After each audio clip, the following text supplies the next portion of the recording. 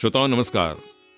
90.4 megahertz की frequency पर मैं आपका भाई मदन गोपाल वैजापुरकर आप सभी श्रोताओं का स्वागत करता हूं। आप सभी का स्वागत है हमारे नए कार्यक्रम काम की बात कहानियों के साथ। मित्रों, आज जो कहानी आपको सुनाने जा रहा हूं उसका शीर्षक है जीवन मूल्य। मित्रों, वेदों में एक पक्षी का जिक्र है जिसका नाम है होमा। होमा एक ऐसा पक्षी होता है जो बहुत ऊंचाई पर रहता है। आपको मालूम होगा ही कि पृथ्वी का गुरुत्वाकर्षण रेंज कितना है, पृथ्वी का ग्रेविटेशनल फोर्स कितनी ऊंचाई तक कार्य करता है। उसकी रेंज है 200 मील और वह लगभग उसी ऊंचाई पर रहता है। और जब वहाँ रहता है तो उसके जीवन के सारे क्रियाकलाप वहीं संपादित होते हैं। वह होमा पक्षी अंडे भी ऐसे ही खुले आकाश में देता है, उतनी ऊंचाई पर।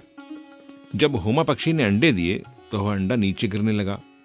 जब ग्रेविटेशनल फोर्स की रेंज में है तो गिरेगा ही, और गिरते गिरते रास्ते में ही फूट जाता है। फूटने पे क्या होगा? उसके अंदर से चूजा निकलेगा और वह भी गिरने लगेगा। गिरते गिरते क्या होगा? उसकी आंखें खुलती हैं। देखता है कि मैं गिर रहा हूं। कोई गिरना चाहेगा? वह गिरता हुआ अपने को पाता है तो पंख फड़फड़ाता है। जब पंख फड़फड़ाता है तो क्या होता है? वह उड़ने लगता है और उड़कर वह भी उसी ऊंचाई पर पहुंच जाता है जहां उसकी मां है, वह होमा पक्षी। यह बात आश्चर्यजनक लग रही होगी आपको, लेकिन एकदम सत्य है। जरा कल्पना कीजिए उस पक्षी के बच्चे के बारे में जो आकाश से अभी अभी अंडे के रूप में गिरा है। आकाश में ही उसका जन्म होता है और वहीं पर वह सब कुछ सीख लेता है जो उसके जीने के लिए आवश्यक है। यही जीवन चक्र है उसका। ऐसा जीवन चक्र आपका भी है। यह आपने सोचा है कभी? आपने अपनी दिनचर्या की जांच पड़ताल की है? कंपेयर करके देखिए, जरा सोच कर देखिए आपको ईश्वर ने क्या क्या नहीं दिया है। प्रतिभा संपन्न और तमाम ऐसे गुण आपके अंदर हैं जिन्हें आप नहीं जानते, जैसे कभी नहीं जानता रहा होगा वह होमा पक्षी। लेकिन आंख खुलती है, वह देखता है मैं गिर रहा हूं, वो कोशिश करता है अपने को बचाने की। उसी में अपने पंख फड़फड़ाता है और अपने को बचा लेता है, ऊपर उड़ जाता है। तो कभी कभी जीवन में ऐसी घटनाएं घटती हैं, या यूं कहें कि नित्य प्रति ऐसे क्षण आते हैं जब आपके अंदर कोई प्रेरणा उपजती है। आपके मन का जो मर्म है वो आपके समझ में आने लगता है। उस समय आपके विचार बदलते हुए होते हैं। उस समय आपकी सोच बदली हुई होती है। उस समय आपके क्रियाकलाप कुछ अलग तरह के होते हैं।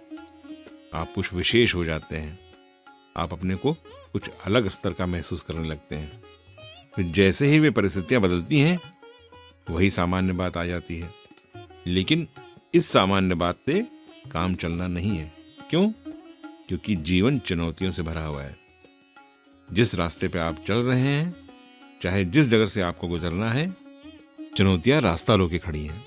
यह रास्ता रोकना नहीं है, वे स्टेप्स हैं आपके लिए। वे आपकी सहायक हैं। वे आपको वहां तक पहुंचाने के लिए आई हैं जहां आपका जीवन मूल्य है। जीवन मूल्य क्या है? कभी सोचा आपने?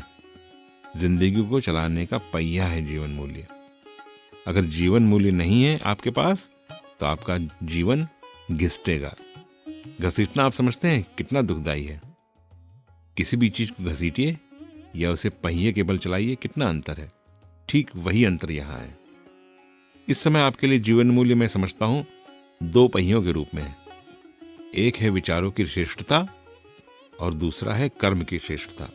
अगर आपके विचार श्रेष्ठ हैं और आपके कर्म श्रेष्ठ हैं तो यह समझ लीजिए जीवन मूल्य के यही दो पहिए हैं जिन पर आपको आगे बढ़ना है, बढ़ते जाना है।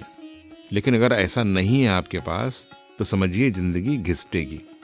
तो घिसटने का डर आप समझते हैं ना? इन पहियों पर अगर आप आगे बढ़ें तो निश्चित रूप से संसाधन अपने आप ही जुट जाते हैं। संसाधन है क्या?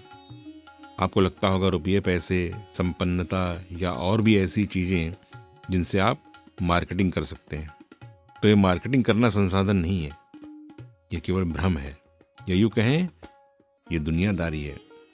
संसाधन है आपका संबल। उस होम पक्षी के बच्चे को क्या पता उसके पास कौन सा संसाधन था, लेकिन उसे लगा कि मैं गिर रहा हूं और मुझे बचना चाहिए, मुझे अपने को बचाना चाहिए। जैसे ही यह बात उसके मन में आती है, पंख फड़फड़ाता है और अपने को बचा ले जाता है।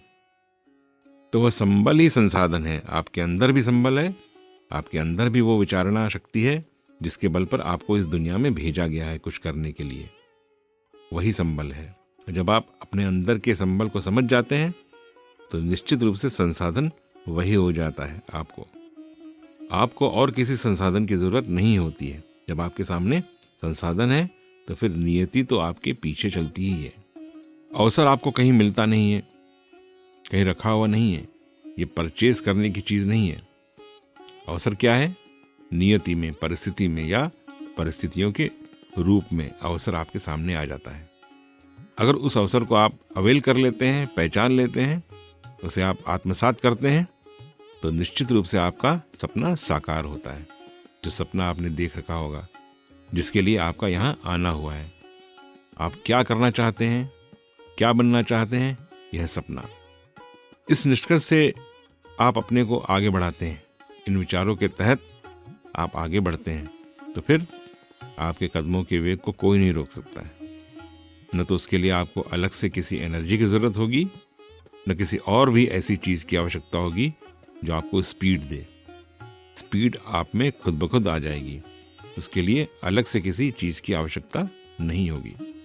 लेकिन आपको सोचना होगा, आपको करना होगा और इन मूल्यों पर आपको अपने को तौलना होगा। फिर मैं यही कहना चाहता हूं कि वे घटनाक्रम जो अभी आपने सुना होमा पक्षी के बारे में, उसके लिए कोई सहायक नहीं हुआ, वह स्वयं अपने लिए सहायक हुआ। यही सत्य है। आपको भी अपने लिए स्वयं ही सहायक बनना है। अपनी सहायता आपको खुद करनी है। अपने लक्ष्य तक आपको स्वयं पहुंचना है। लेकिन उसके लिए इन बिंदुओं पर गौर करना होगा। आखिर ये जीवन चक्र क्या है? उसमें जो सिस्टम आपको बताया, उस सिस्टम में किसी के सहयोग की जरूरत नहीं है, किसी के सामने हाथ फैलाने की भी जरूरत नहीं है, किसी के सहारे की जरूरत नहीं है। आप अपने लक्ष्य में अगर यही स्टेपिंग करते हैं तो निश्चित रूप से आप अपने लक्ष्य तक पहुंचेंगे, क्योंकि यही एक रास्ता है लक्ष्य तक पहुंचने का। वह आपसे ही होकर जाता है, किसी दूसरे की इसमें जरूरत नहीं है। इस पर आप विचार करें, सोचें, निश्चित रूप से आप अपने लक्ष्य तक पहुंचेंगे।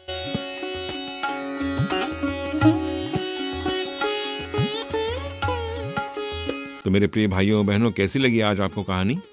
आपको निश्चित रूप से कुछ सीखने को मिला होगा।